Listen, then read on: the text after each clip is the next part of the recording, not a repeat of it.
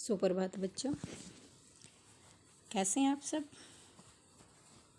आशा करती हूँ कि आप सभी सकुशल होंगे और अपनी अध्ययन प्रक्रिया जारी होगी। बच्चों, कल हमने ठेस कहानी के प्रश्न उत्तर किए, जिसमें से हम ठेस कहानी की समीक्षा कर रहे थे। इस प्रश्न का प्रथम भाग हम कर चुके हैं और कथानक का शेष भाग हम आज की वीडियो के माध्यम से पूरा करेंगे। हम कथानक के बारे में पढ़ चुके हैं और हमारा आज का विषय है पात्र चरित्र चित्रण। पात्र योजना कहानी का दूसरा प्रमुख तत्व होता है। इस कहानी का कथानक लघु है, इसलिए कहानी के प्रमुख पात्र के चरित्र की कुछ ही विशेषताएं पाठकों के सामने उजागर हो सकी है। दूसरे पात्रों के चरित्र का विकास यहाँ अधिक अवसर नहीं है, क्योंकि इस कहानी का मुख्य पात्र सिरचन है। संपूर्ण कहानी उसी के इर्द गिर्द घूमती है और अन्य पात्र जो गौण पात्र हैं उनका थोड़ा बहुत जिक्र इस कहानी में किया गया है। कहानी में पात्रों के क्रियाकलापों और परस्पर कथोपकथन संवादों द्वारा उनके चरित्र की दुर्बलताओं और सफलताओं को अभिव्यक्ति मिली है। मंजली भाभी और सिरचन के आपसी संवादों से पता चलता है कि सिरचन मोहर छाप वाली धोती के लालच में नहीं, अपितु मानो दीदी काकी की सबसे छोटी बेटी है। मानो दीदी का दूल्हा अफसर आदमी है। उनका मान रखने के लिए और उनके प्रति उसके मन में जो सम्मान भाव है, उसके लिए वह इतनी तन्मयता से, इतनी लगन से पूरा मन लगाकर चिक शीतल पाटी आदि तैयार कर रहा है, उसे धोती का कोई लालच नहीं है। यानी हम कह सकते हैं कि मानो जो कार्य कर रहा, मानो के लिए सिरचन जो कार्य कर रहा है, उसके लिए वह किसी प्रकार का वेतन नहीं चाहता, बल्कि जो उनका मान सम्मान है, जो सिरचन के प्रति मानो दीदी का प्रेम है, उसके लिए वह कार्य करता है। सिरचन के द्वारा स्टेशन पर चिक आदि पहुंचा देना उसके चरित्र के उज्जवल पक्ष को उजागर करता है। यानी एक गरीब आदमी होते हुए भी अपने चरित्र की विशेषता को व्यक्त करता हुआ सिरचन, यानी अपने स्वाभिमान को बचाते हुए, अपने कला के मान को रखते हुए, वह मानो दीदी के सम्मान को वहाँ पर पहुँचा देता है। क्योंकि कहानी अंचल विशेष के वातावरण को उद्घाटित करती है, उसी के अनुरूप ही लेखक ने पात्रों की भाषा, वेशभूषा, वहाँ की संस्कृति आदि के रंग में रंग कर प्रस्तुत किया है। कहानी में सिरचन, लेखक, काकी, मानो दीदी, मंजली भाभी आदि पात्रों का चरित्र चित्रण सहज एवं स्वाभाविक रूप से प्रस्तुत किया गया है। यानी कहानी का मुख्य पात्र सिरचन है और उसी का खुलकर वर्णन कहानी के माध्यम से किया गया है और उसके जो उज्जवल पक्ष का वर्णन किया गया है, वो उसके आत्मविश्वास को, स्वाभिमान को और अपनी कला के प्रति जो उसका मान सम्मान है, उसको व्यक्त करता है। कहानी का तीसरा प्रमुख तत्व है संवाद, यानी बातचीत, कथन। प्रस्तुत कहानी में संवाद योजना अत्यंत सटीक व पात्रानुकूल है, पात्रों के अनुसार है। संवादों की योजना कथानक के विकास एवं पात्रों के चरित्र के रहस्य को उजागर करने में पूर्णतः सहायक सिद्ध हुई है। कहानी के संवादों के माध्यम से वहाँ के आंचलिक जीवन को उद्घाटित किया गया है। यानी क्षेत्र विशेष की जो सभ्यता संस्कृति है, वहाँ के लोगों का रहन सहन, वहाँ के लोगों की बोली, कार्य प्रणाली और जो स्त्रियों की आपसी जो जलन होती है, ईर्ष्या भाव होता है और छोटी जाति के प्रति जो उनके मन में घृणा भाव होता है, उसको उजागर किया गया है। माँ रसोई घर के अंदर पकवान बना रही है, बोली मैं अकेली कहाँ कहाँ क्या क्या देखूं, अरे मंजली सिरचन को बूंदिया क्यों नहीं देती। इन पंक्तियों से हमें पता चलता है कि घर की जो बुजुर्ग महिलाएं होती हैं, बड़ी महिलाएं होती है, वे पूरे घर को संभालने के लिए, पूरे घर में सामंजस्य बनाए रखने के लिए खुद सबसे अधिक कार्य करती है और दूसरों को कार्य करने के लिए प्रेरित करती रहती है। बूंदिया मैं नहीं खाता काकी, सिरचन के मुंह में चिवरा भरा हुआ था, गुड़ का ढेला सूप में एक किनारे पर पड़ा रहा अछूता। इसे पता चलता है कि सिरचन बड़ी हवेली में दिए गए जो भोज्य पदार्थ हैं उनको खाकर उनके प्रति सम्मान भाव व्यक्त करता है, क्योंकि और किसी के घर में उसका इतना मान सम्मान नहीं होता, इसीलिए वह उस घर में जो भी उसको मिलता है वो बड़े चाव से खा लेता है।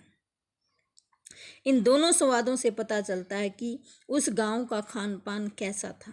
साथ ही सिरचन के स्वभाव का भी परिचय मिलता है कि वह छोटी छोटी बातों पर तुनक पड़ता है, जिससे कहानी में मौलिकता, रोचकता का विकास होता है। कहानी में लंबे एवं लघु दोनों प्रकार के संवाद प्रयुक्त हुए हैं। संवाद योजना से कहानी में नाटकीयता का समावेश होता है। कहानी का अगला प्रमुख तत्व है देश, काल और वातावरण। प्रस्तुत कहानी में अंचल विशेष के वातावरण को बड़ी सजीवता के साथ उभारा गया है। अंचल विशेष, क्षेत्र विशेष की कहानी को बड़ी सजीवता से उभारा गया है।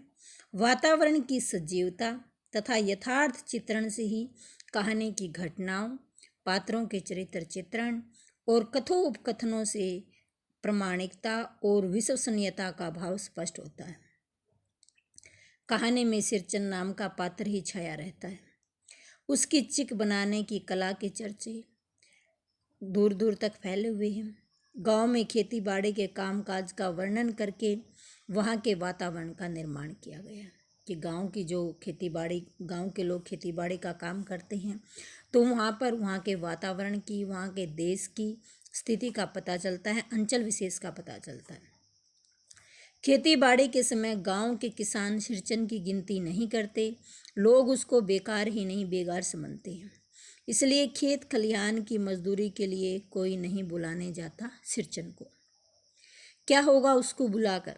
दूसरे मजदूर जब तक खेत पहुंचेंगे, 1/3 काम कर चुके होंगे, तब कहीं सिरचन राय हाथ में खुरपी डुलाता हुआ दिखाई पड़ेगा, पगडंडी पर तोल तोल कर पांव रखता हुआ धीरे धीरे। मुफ्त में मजदूरी देनी हो तो और बात है।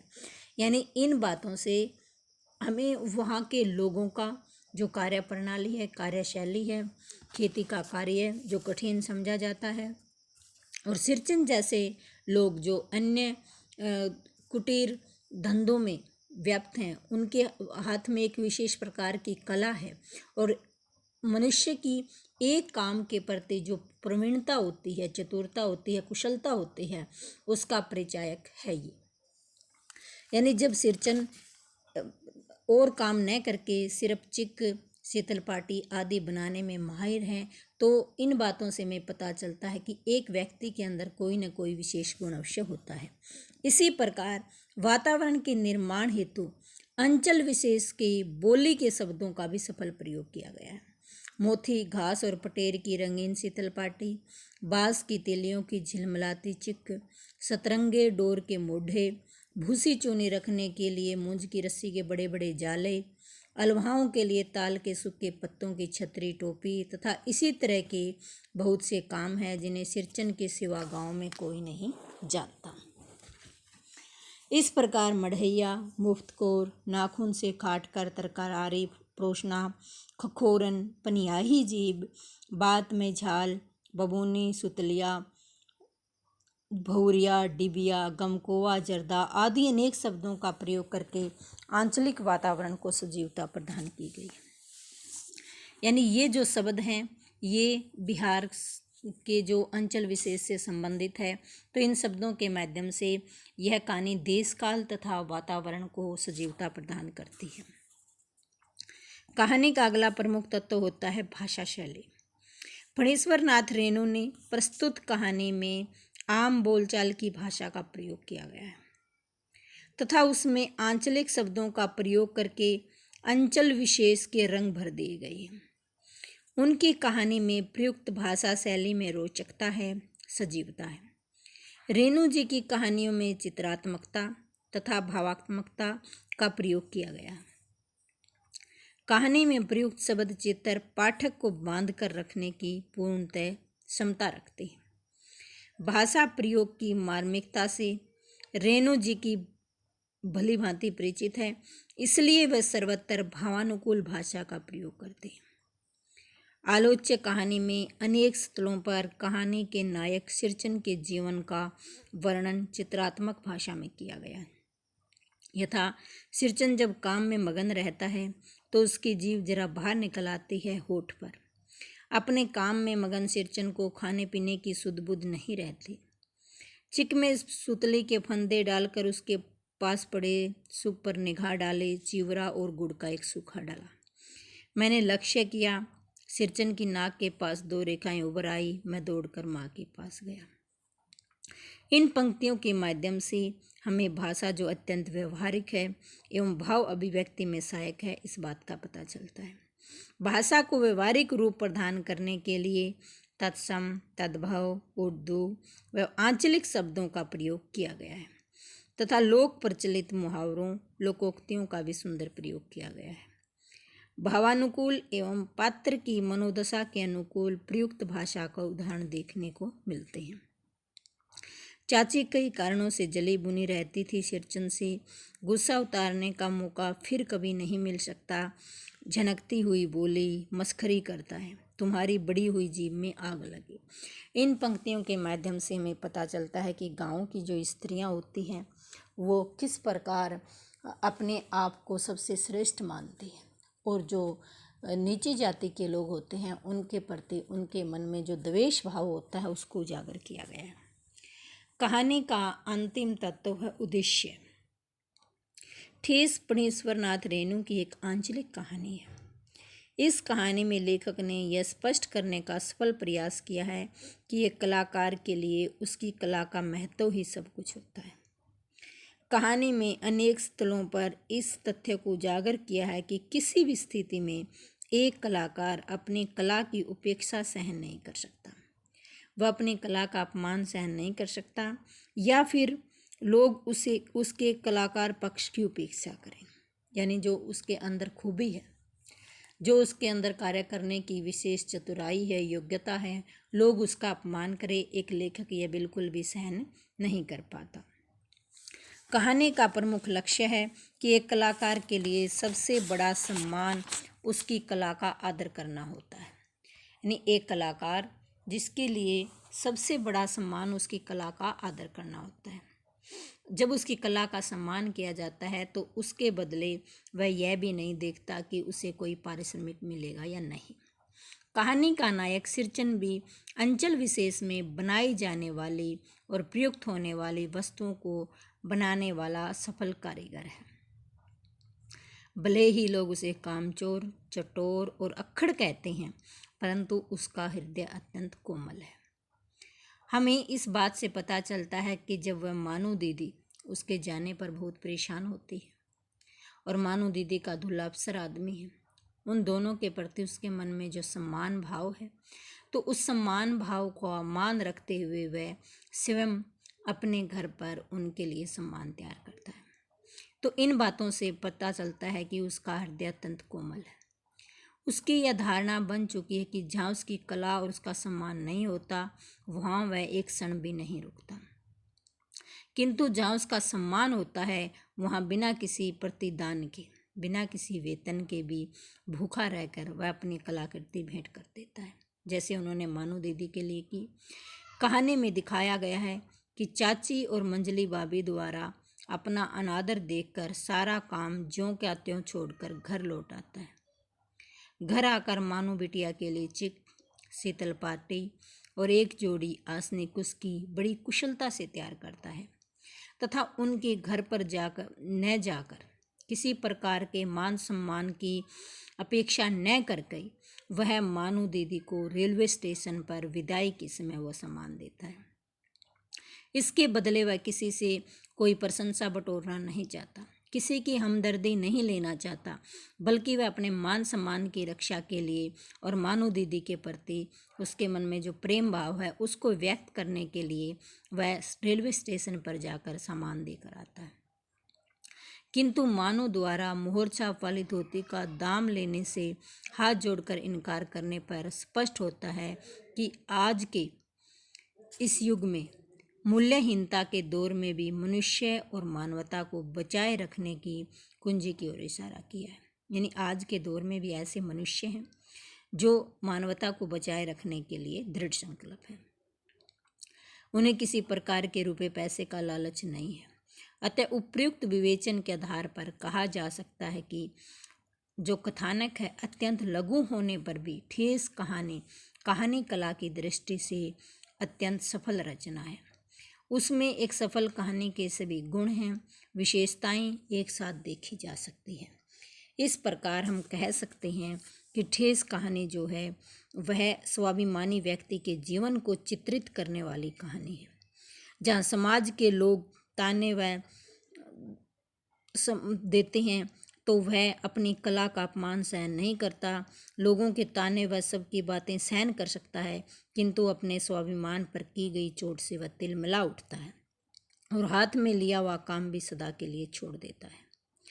तो हमें इस बात से पता चलता है कि सिरचन एक परिश्रमी एवं कुशल कारीगर है। वह अपनी कला का अपमान सहन नहीं करता और अब दूसरों के प्रति जो उसके मन में श्रद्धा भाव है उसको पूरा करने के लिए वह स्वयं भी कार्य करने के लिए तैयार हो जाता है। सिरचन एक संवेदनशील कलाकार है। वह अपने जीवन में एकाकीपन की पीड़ा को झेलने के लिए मजबूर है और ऊपर से लोगों द्वारा कामचोर, चटोर, अक्खड़ आदि सबके ताने भी सुनता है। फिर भी अंदर से वह कोमल है और एक असाधारण कलाकार है। जहाँ उसका सम्मान नहीं, वहाँ एक पल के लिए रुकना भी उसे पसंद नहीं है। किंतु कला का आदर करने वालों के लिए बिना किसी प्रतिदान के भूखा रहकर भी वह अपनी कलाकृति भेंट कर सकता है। कहानी के अंत में दिखाया गया है कि मानो बिटिया का पति उसकी कलाकृतियों का मान सम्मान करता है, इसीलिए वह मानो से मिठाई की कोई मांग न करके चिक शीतल पाटी व आसनिकुश की मांग करता है, जिसे सिरचन आदरपूर्वक स्वीकार कर लेता है। इस कहानी के अंत में मानो की विदाई के समय सभी वस्तु देने के लिए वह पहुंच जाता है, वह भी बिना किसी लालच के। उपयुक्त विवेचन के आधार पर कहा जा सकता है कि सिरचन ठेस कहानी का नायक है और यह कहानी अपने उद्देश्य को प्राप्त करने में सफल हुई है। वह लेखक के हाथ की कठपुतली नहीं है। वह वर्ग पात्र होते हुए भी अपनी व्यक्तिगत विशेषताओं के कारण पाठक के मन पर छाया रहता है। वह सजीव एवं उदार मानव के रूप में चित्रित किया गया है। उसके चरित्र के माध्यम से ही कहानीकार मानवता या मनुष्यता को जीवित रखने में सफल हुआ है।